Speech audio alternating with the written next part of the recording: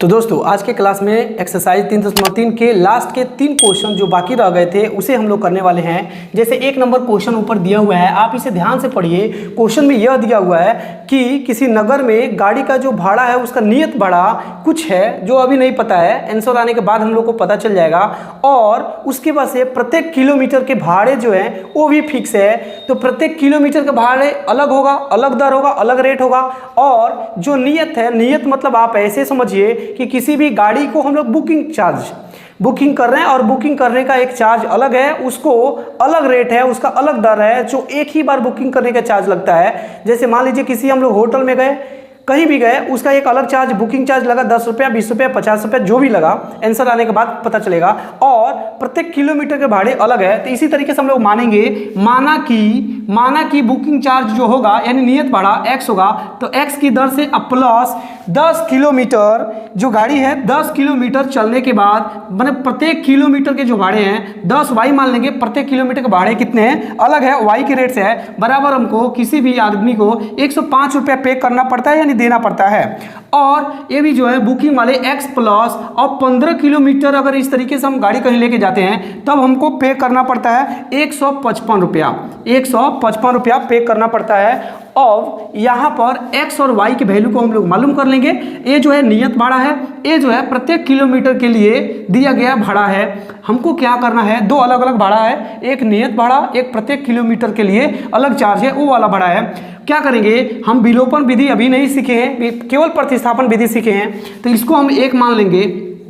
यहाँ पर क्या करेंगे, x का वैल्यू निकालेंगे। प्रतिस्थापन विधि में हम लोगों नहीं तो x नहीं तो y का वैल्यू पहले निकालते हैं। तो x का वैल्यू कितना हो जाएगा 155 प्लस का 15y इधर आ जाएगा, क्या हो जाएगा माइनस में 15y। मैं मानेंगे समीकरण 2 क्योंकि x का वैल्यू आ गया। अब समीकरण 2 का वैल्यू 1 में रखते हैं, यही तो प्रतिस्थापन विधि में होता है। तो x प्लस कितना हो जाएगा 10y बराबर कितना है 105। x का वैल्यू हम लोग निकाले 155 माइनस में 15y, इसकी जगह पर पुट करेंगे, मतलब रखेंगे 155 माइनस में कितना हो जाएगा 15y या प्लस में कितना है 10y पहले से इसमें है बराबर 105। फिर इसको सॉल्व करेंगे 155, अब माइनस के 5 15y अब प्लस के 10y। आप देखिए सेम बात है, इसको जोड़ घटाव करेंगे, सॉल्व करेंगे। 10y जो है प्लस में है, मतलब आपके जेब में है, 15 कर्जा है, 10 दे देंगे, फिर भी यहाँ पे माइनस के 5y कर्जा हो जाएगा, 115 हो जाएगा, माइनस में 5y बराबर 105। अब प्लस के 15, अभी बताइए बाएं से दाएं लेके जाएंगे तो क्या चिन्ह बदल के माइनस हो जाएगा, क्या 155 हो जाएगा, माइनस में 5y, फिर 105 रुपये के आगे कोई चिन्ह नहीं है तो प्लस माना जाएगा।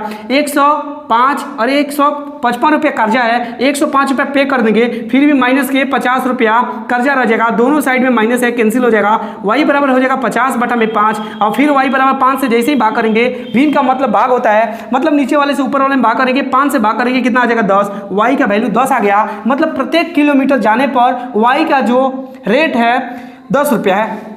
इस तरीके से निकालेंगे, y का वैल्यू किसी भी समीकरण में रख देंगे, x क्या आ जाएगा, x बराबर हो जाएगा 155 माइनस में 15y, फिर हो जाएगा 155 माइनस में 15 अगुणम y का वैल्यू हम लोग कितना निकाले हैं 10, फिर हो जाएगा बराबर 155 माइनस में 150, 10 से गुणा करेंगे, 15 में 150 हो जाएगा और 155 में से 150 घटा देंगे, कितना हो जाएगा 5, मतलब x का वैल्यू जो है 5 आ गया। 25 किलोमीटर के लिए पूछा है तो कितना हो जाएगा x प्लस 25y, क्योंकि नियत भाड़ा भी देना पड़ेगा। नियत भाड़ा कितना है 5 प्लस 25 गुणे y का वैल्यू कितना है 10, तो कितना हो जाएगा 5 प्लस कितना 250, 250 5 कितना हो जाएगा 255, 250 रुपया, मतलब कुल फाइनली हमको पे करना पड़ेगा। दिए हुए क्वेश्चन को आप ध्यान से पढ़िए। इसमें दिया है कि कोई भिन्न है x बटा y और उसमें 2 जैसे जोड़ा जाता है, कोई भिन्न है x बटा में y और इसमें जैसे ही 2 जोड़ा जाता है दोनों में, तब ये कितना हो जाता है 9 बटा में 11।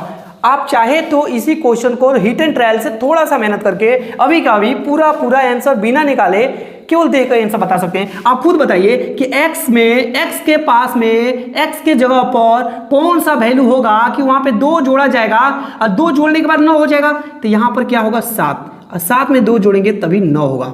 फिर ध्यान से देखिए y के पास में कौन सा वैल्यू होगा कि यहाँ पर 2 जोड़ते जोड़ते 11 हो जाएगा, तो आप बोलेंगे कि 9 होगा और जैसे 2 जोड़ेंगे तभी क्या बन जाएगा 11 हो जाएगा।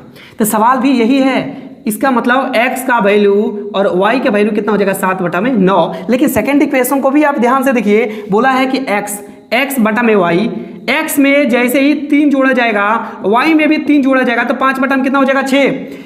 अब सोचिए फिर कि x के जगह पे कौन सा वैल्यू होगा, x का वही सेम वैल्यू। तो देखिए x के जगह पर सेम वैल्यू रखिए कि 7 बटा में कितना था 9, इसमें भी 3 जोड़ेंगे, इसमें भी 3 जोड़ेंगे तो 5 बटा में 6 आ जाना चाहिए, तभी तो हम समीकरण को सही मानेंगे।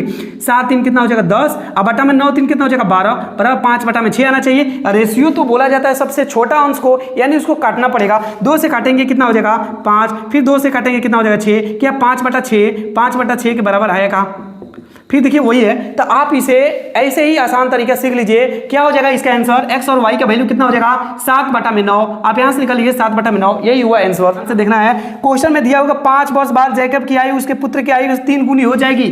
तो मान के चलिए जैकब की आयु, जैकब की और उसके फिर कौन पुत्र है, तो जैकब की आयु x वर्ष है और उसके पुत्र की आयु y वर्ष है। तो 5 वर्ष बाद, तो यानी अभी हमने बोला था कि 10 वर्ष उम्र है, 5 वर्ष बाद का मतलब 10 प्लस 5 यानी 15। तो हम लोगों ने माना है x, तो क्या इसमें हम 5 जोड़ के लिख सकते हैं कि 5 वर्ष बाद जैकब की आयु इतना हो जाएगा, और 5 वर्ष बाद फिर उसके पुत्र का भी आयु तो बढ़ जाएगा, जैसे उसके पिता का आयु बढ़ेगा तो उसके पुत्र का भी आयु बढ़ जाएगा। और फिर बोला है कि जैकब जो था अपने पुत्र के आयु का 3 गुना हो जाएगा।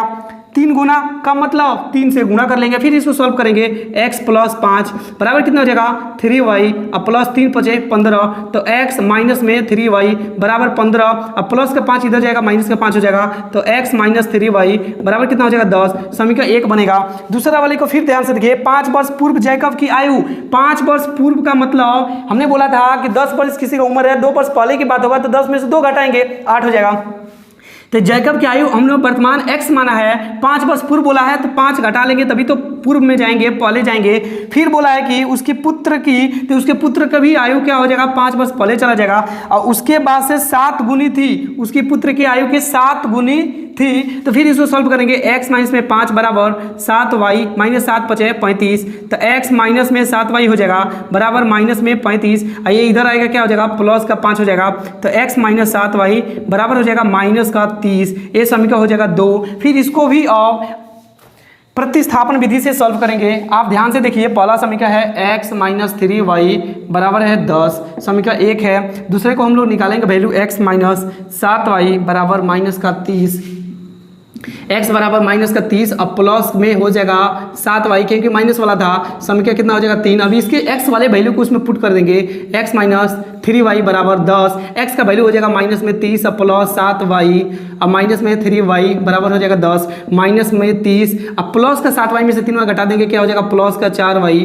बराबर हो जाएगा 10, अब प्लस का 4y बराबर हो जाएगा 10, अब प्लस में कितना हो जाएगा 30, क्योंकि माइनस का 30 इधर जाएगा प्लस हो जाएगा, 4y बराबर हो जाएगा 40, अब फिर y बराबर कितना हो जाएगा 40 बटा में 4, y का वैल्यू आ गया 10, y का वैल्यू 10 आ गया। इसका मतलब उसके पुत्र का उम्र कितना था, उसके पुत्र का उम्र कितना था 10, और फिर उसके पुत्र का उम्र कितना था 10। आप ऐसे निकालिए, 10 प्लस कितना हो जाएगा 15, अब 15 का 3 गुना कितना होता है 45। उसके जैकब की आयु 45 वर्ष था, लेकिन यहाँ से हम लोग निकाल लेते हैं। दूसरा समीकरण हम लोग कितना निकाले हैं, x बराबर माइनस में 30, अब प्लस में कितना हो जाएगा 7y बराबर माइनस में 30, अब प्लस 7 गुणा y का वैल्यू 10 है, तो कितना हो जाएगा माइनस में 30, अब प्लस कितना हो जाएगा 70। इसको सॉल्व करेंगे कितना हो जाएगा माइनस में, इसको सॉल्व करेंगे कितना हो जाएगा, ये आ जाएगा 40 वर्ष उम्र है किसका, इसका जैकब का उम्र कितना है 40 वर्ष। लेकिन यहाँ पे पूछा है 5 वर्ष बाद पूछेगा तो 45 हो जाएगा, लेकिन सवाल को आप ध्यान से पढ़िए।